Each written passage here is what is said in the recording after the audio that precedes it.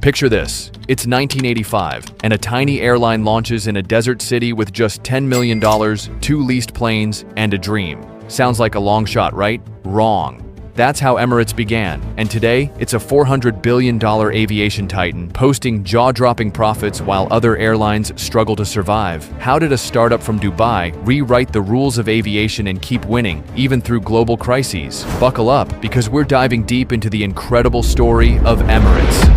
The origins of Emirates. Let's rewind to 1984. Dubai was a sleepy trading hub, far from the glittering metropolis it is today. Its economy relied heavily on oil and trade, but it lacked the global spotlight. The local airline, Gulf Air, co-owned by several Gulf states, started cutting flights to Dubai, threatening the city's connectivity and growth. Sheikh Mohammed bin Rashid Al Maktoum, Dubai's ambitious leader, saw this as a make-or-break moment. His vision? Build a new airline that would not only serve Dubai, but also transform it into a global hub. With just $10 million in seed money, barely enough to buy a single plane, Emirates was born. They didn't even own their first aircraft. Instead, they leased 2 planes from Pakistan International Airlines, a Boeing 737 and an Airbus A300. On October 25, 1985, Emirates launched its first flight from Dubai to Karachi, Pakistan, followed by routes to Mumbai and Delhi. In its debut year, the airline carried 260,000 passengers and 10,000 tons of freight, generating $25 million in revenue. For a startup with no government subsidies, that's a remarkable feat. But here's the real challenge. Dubai's open skies policy meant Emirates had to compete head-on with global giants like British Airways, Lufthansa, and Singapore Airlines. There were no handouts, no protective tariffs, just pure competition. To succeed, Emirates needed to outsmart and outshine the industry's best. Leading the charge were Maurice Flanagan, a British aviation expert who'd worked with BOAC and British Airways, and Sheikh Ahmed bin Saeed Al Maktoum, a young royal with a degree from the University of Denver and a knack for business. Their strategy was bold. Focus on 3 pillars: look good, be good, and make money. Emirates invested in sleek branding, exceptional service, and aggressive pricing. The result? They hit the ground running, stealing market share from rivals. In fact, Gulf Air's profits dropped 56% in Emirates' first year, thanks to Emirates' lower fares and superior customer experience. This wasn't just a launch, it was a statement. Rapid expansion and innovation.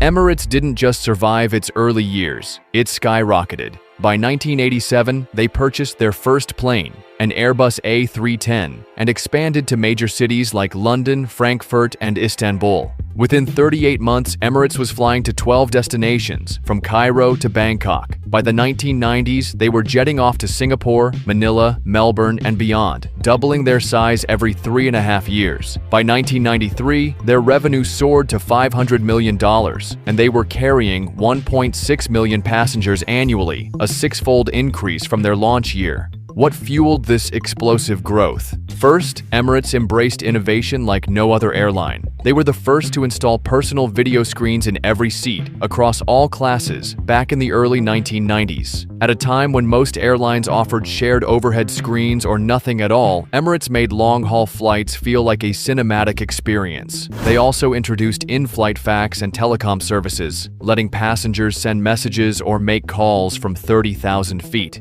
a futuristic feature for the era.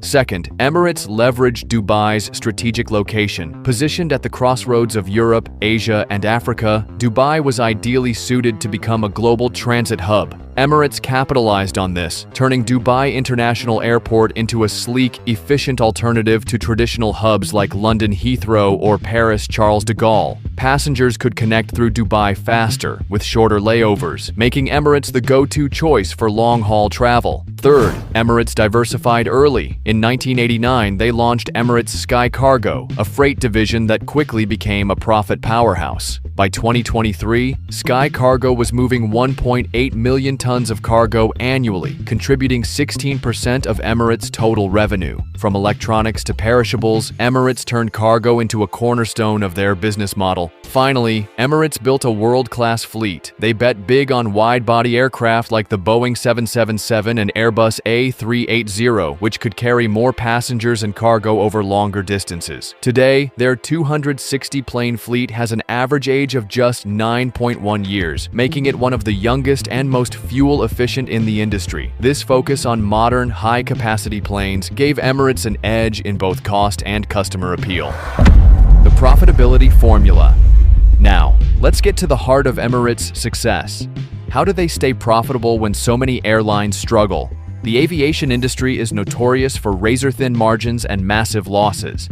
During the 2009 financial crisis, airlines like Air France and Qantas bled billions. The 2020 pandemic grounded fleets and wiped out revenues. Yet Emirates has been profitable almost every year since 1985, with only two exceptions, its second year and 2020 to 21. So, what's their secret formula? Number 1. Low operating costs. Dubai's tax-free environment is a game changer. No corporate taxes, no income taxes, and lower labor costs mean Emirates can keep expenses down. A 2017 study found that Middle Eastern carriers like Emirates have labor costs up to 50% lower than their European or North American counterparts. This allows Emirates to offer competitive fares while maintaining healthy margins.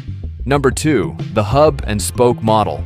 By funneling passengers through Dubai, Emirates maximizes efficiency. Their planes are packed, with a passenger seat factor of 79.9% in 2023 to 24, meaning nearly 80% of seats are filled on every flight. Compare that to the industry average of around 70%, and you see why Emirates flights are so profitable. This model also lets them serve smaller markets, like Adelaide or Phnom Penh, by connecting them through Dubai. Number 3. An obsession with customer experience. Emirates redefined luxury travel with innovations like private first-class suites, onboard showers, and even lounges for premium passengers. These perks attract high-paying customers, from business travelers to wealthy tourists. In 2023 to 24, Emirates carried 51.9 million passengers, a 19% increase from the previous year, and posted a record 4.7 billion profit, up 63% from 2022 to 23. That's not just recovery, that's domination.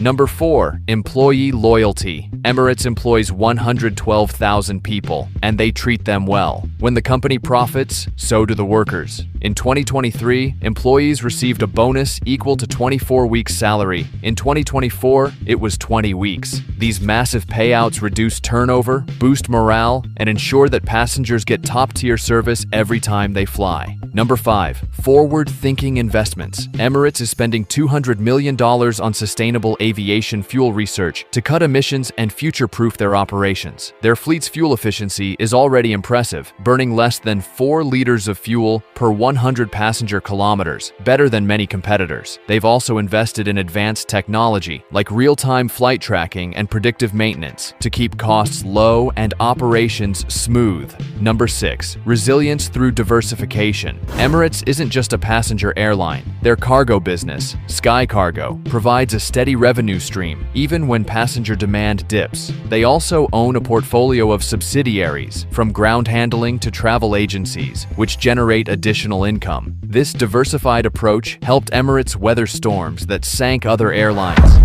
Emirates today and the future.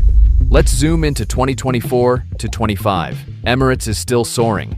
Their latest half-year results show a $2.6 billion profit, up 2% from last year, with revenue climbing 5% to $16.9 billion.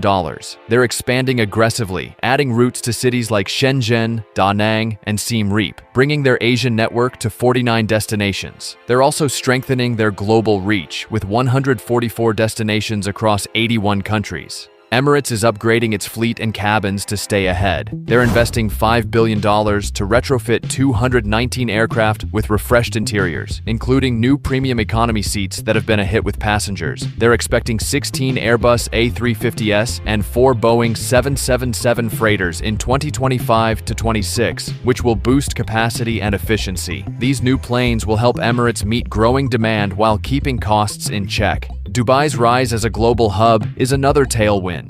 In 2023, Dubai International Airport handled 103.5 million passengers, making it the world's busiest international airport. Emirates benefits from this traffic, as most passengers connect through Dubai. The airline is also preparing for the future with plans to transition to Al Maktoum International Airport, a mega hub designed to handle 260 million passengers annually by 2050. From a $10 million startup to a $400 billion powerhouse, Emirates' journey is a masterclass in vision, innovation, and resilience. Their ability to stay profitable through crises and dominate the skies is nothing short of extraordinary. What's your take on Emirates' success? Drop it in the comments below.